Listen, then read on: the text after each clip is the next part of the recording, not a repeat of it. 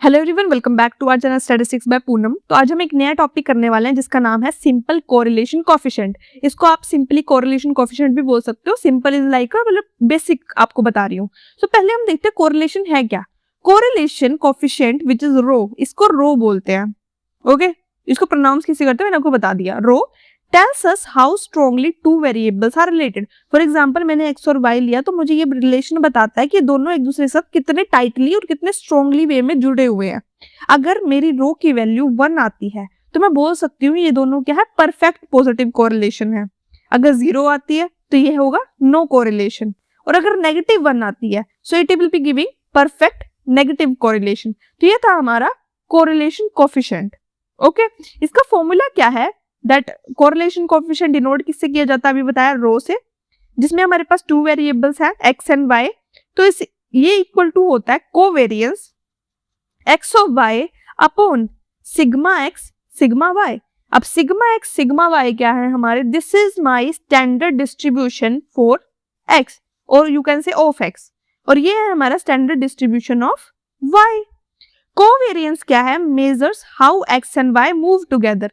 Correlation हमें बताता है कि उनका रिलेशन कैसा है, बट हमें कोवेरियंस बताता है कि एक्स एंड वाई अगर जा रहे हैं कहीं साथ में या कहीं भी, मतलब दे आर मूविंग, सो वो क्या करते हैं, मूविंग टुगेदर।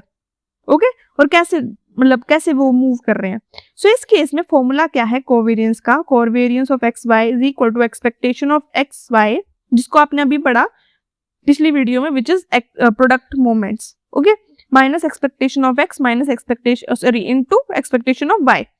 अब इस केस में हमारे स्टैंडर्ड डेविएशंस होते हैं जो हमें बताते हैं कि कितना हमारा डाटा स्प्रेड हुआ है, कितना लॉन्ग हमारे पास डाटा है। फॉर एग्जांपल ये हमें डाटा सेट बताता है कि हमने कितना, अगर मैं 1000 बच्चों की बात करूँ तो 1000 बताएगा कि मेरे पास कितने बच्चे हैं, एक तरह का कितने बच्चे हैं मेरे पास, मतलब टोटल पॉपुलेशन बताता है। अब आप देख सकते हो अगर आपके पास कभी कभी आपके पास वेरिएंस गिवन हो तो आप डायरेक्टली वेरिएंस का अंडर रूट निकाल के आप अपनी स्टैंडर्ड डेविएशंस निकाल सकते हो। अब आपके पास एक बहुत सुंदर सा, मैंने एक स्मॉल सा क्यूट सा एग्जांपल रखा है जिसका है स्टूडेंट। हमारे पास एक सेक्शन दिया हुआ है जिसमें हमारे पास मैथ्स है और साइंस है, जिसको मैंने एक्स और वाई दिया हुआ है बिकॉज ऑब्वियसली कोवेरियंस है, कोरिलेशन है, तो हमेशा वो 2 रैंडम वेरिएबल्स के साथ काम करता है।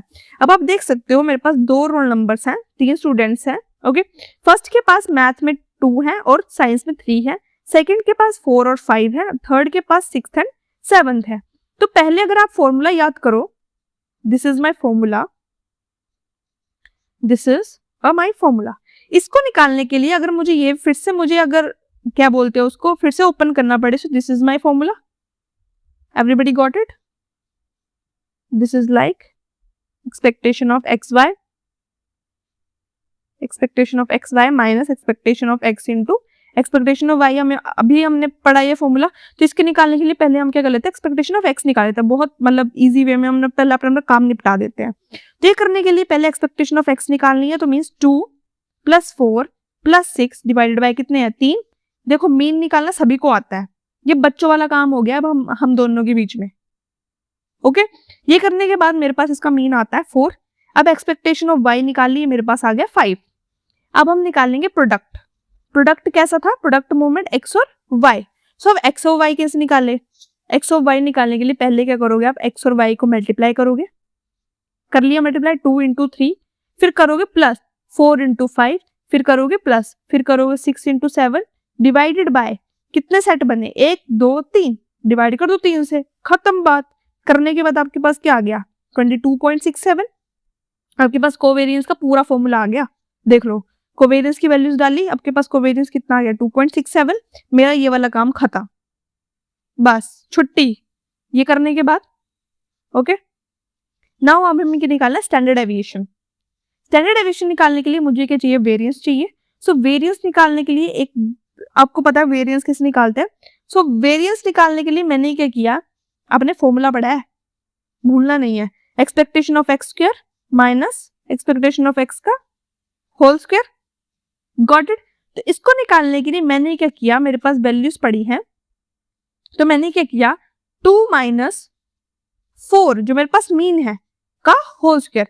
वेरिएंस इतना सिंपली ही निकलता है, तो जितनी भी वैल्यूज है उनको मैंने क्या किया, माइनस किया, उसका स्क्वायर रूट, उसका स्क्वायर किया, फिर उसको डिवाइडेड बाय 3 कर दिया। ऐसे ही हम क्या निकालते हैं, इसका वेरिएंस। समझ आया? तो इसको करने के बाद मैंने क्या किया, मेरा पहला वेरिएंस ऑफ x आ गया 1.63 जो कि स्टैंडर्ड डेविएशन है, और मेरा y का निकल आया 1.63, दोनों की सेम वैल्यू है, not a big deal. Now अब लास्ट एक ही बच गया हमारे पास काम, वो है हमें फॉर्मूले में डालनी है values.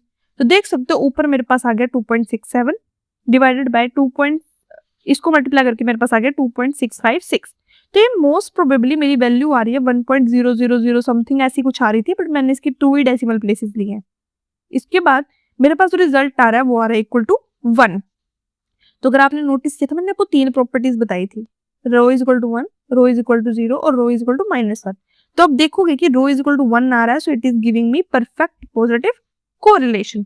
This means students who score higher in math also score higher in science. तो ये था हमारा आज का बहुत अच्छा टॉपिक जिसका नाम था सिंपल कोरिलेशन कोएफिशिएंट। मैंने आपको बहुत अच्छे से समझाया है डिटेल्ड बाय डिटेल किस चीज का क्या मतलब है और किस चीज का क्या मतलब नहीं है। सो अगर फिर भी कोई डाउट है please please, there is a please, okay. क्यों? क्योंकि अगर आप पूछोगे आपके कंसेप्ट्स क्लियर होंगे, you will get to know more. So मिलते हैं नेक्स्ट वीडियो में, तब तक के लिए बाय बाय।